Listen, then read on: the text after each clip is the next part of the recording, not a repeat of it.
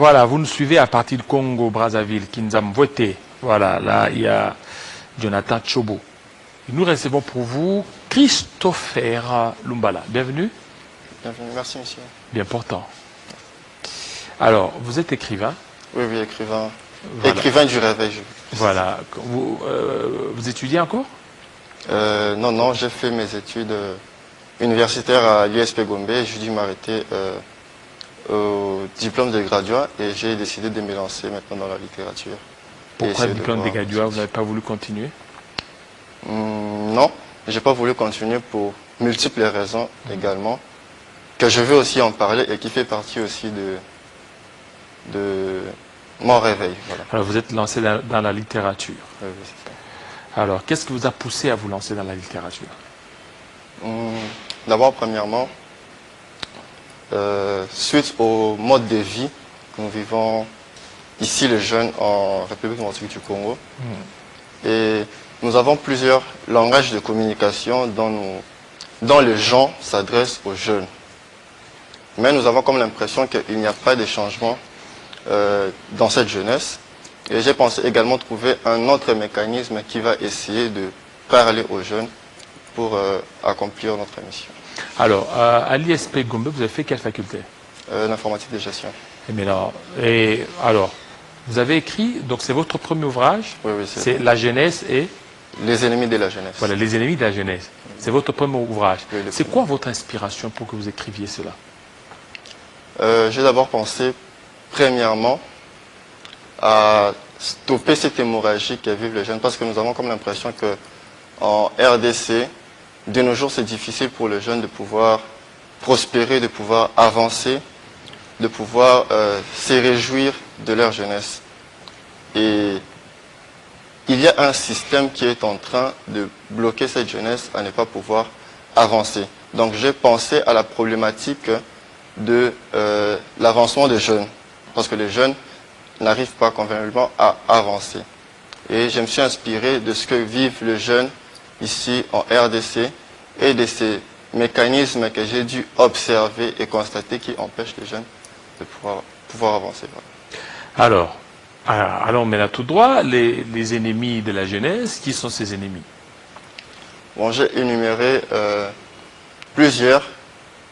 D'abord, premièrement, la société. La société. Oui, oui. Et la société, je me suis basé plus sur les sociétés éducatives.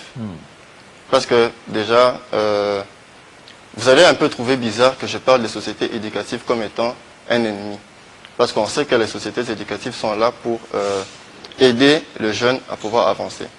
Mais avec les méthodes que nous vivons dans les sociétés éducatives, et c'est d'ailleurs l'une des raisons pourquoi je n'ai pas voulu d'abord continuer l'université dans un premier temps. Pourquoi? Parce qu'on se rend compte que, premièrement, la méritocratie n'est pas adaptée dans nos sociétés éducatives, écoles, universités.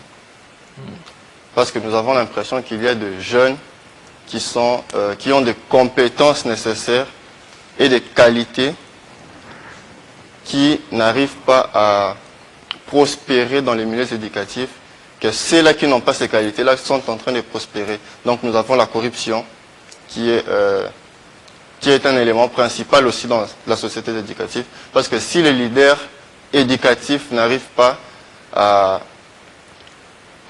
pouvoir briser ces choses, donc nous pouvons dire que les leaders sont en train de détruire les jeunes.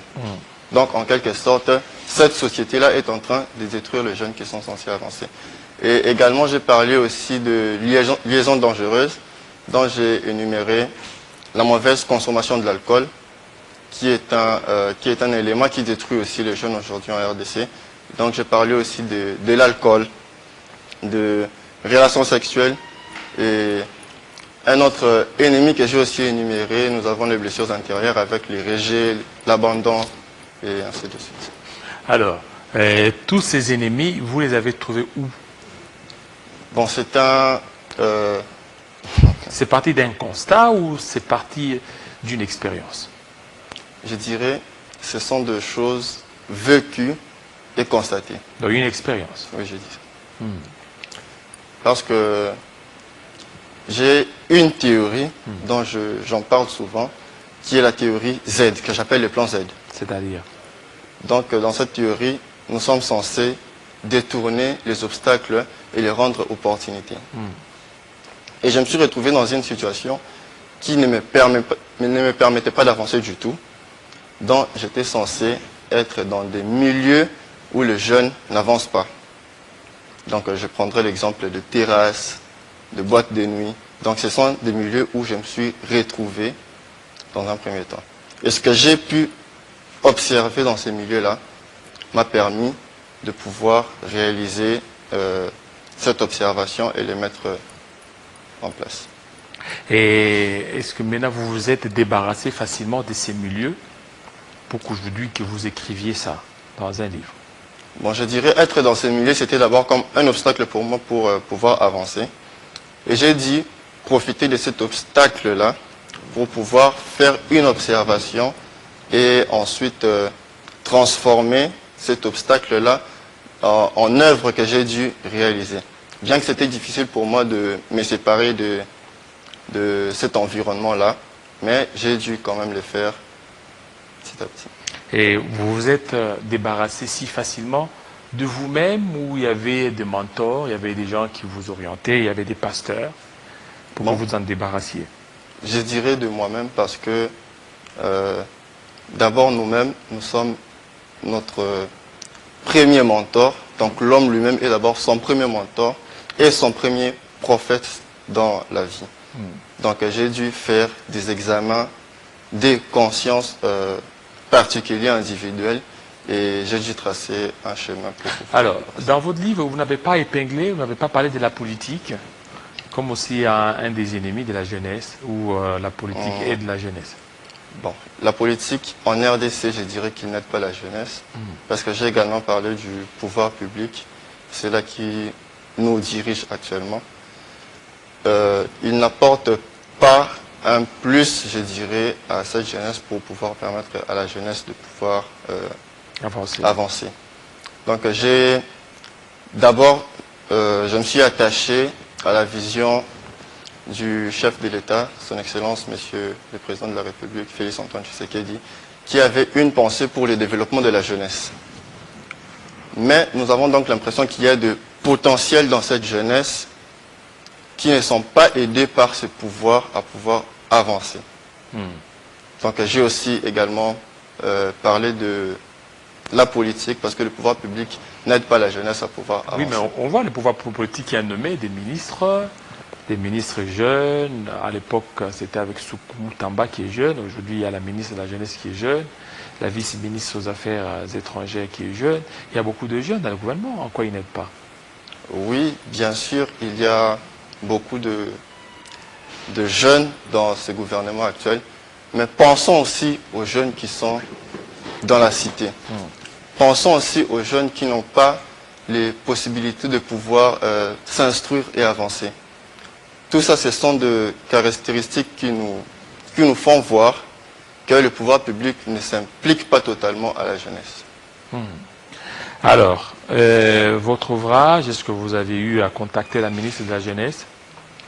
J'ai dû contacter, bien sûr, la ministre de la Jeunesse, mais là, c'était à l'époque de l'excellence Madame Loela. Mais juste à présent, je n'avais pas reçu de suite favorable. Et j'espère cette fois-ci... Suite favorable, c'est quoi? Qu'est-ce que vous entendez par suite favorable? Donc, j'ai dû approcher pour pouvoir associer les visions et pouvoir faire avancer cette jeunesse. Et tant que je n'ai pas reçu une suite pour faire avancer cette vision, et c'est cela que j'appelle suite favorable par rapport à moi. Et je pense que cette fois-ci, les choses vont bien se passer avec l'excellence, la ministre de la Jeunesse, Madame Gracemie Coutinho. Alors, ça se vend où, les livres? Les livres se vendent dans la librairie à Rotana, Kin Plaza. C'est notre premier point de vente. Et également aussi à Bandal, sur Bakayaou, l'immeuble d'En. Les livres aussi également disponibles. Ça se vend combien? À $10 l'exemplaire. 10 $. Et quand même, depuis que ça a été imprimé, il y a eu beaucoup de ventes? Bon, avec les ventes, c'est d'abord dans un premier temps un peu compliqué parce que avec la culture, congolaises, beaucoup ne sont pas basés dans la littérature. Mais on essaie quand même de s'imposer et de faire avancer petit à petit. Voilà, merci beaucoup Christopher Lumbala, surtout de votre passage. Alors comment vous atteindre pour certainement l'achat de votre livre? Pardon, j'ai pas... Comment vous atteindre? Comment Ok, je vous peux atteindre? également donner mon numéro de téléphone, qui est le 090 62 49 173.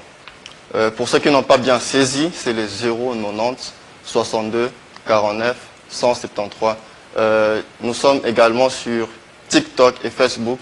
Si vous recherchez Christopher Lumbala, vous allez également avoir des contacts pour pouvoir vous recevoir l'ouvrage. Voilà. Merci beaucoup, Monsieur Christopher Lumbala, surtout de votre passage. Merci à vous, fidèles téléspectateurs. Vous nous aviez suivis depuis 7 heures. Il est 10h30 à Kinshasa, 1 heure de plus dans l'est de la République démocratique du Congo. Portez-vous très bien, restez branchés sur Télé 50. Ciao, ciao.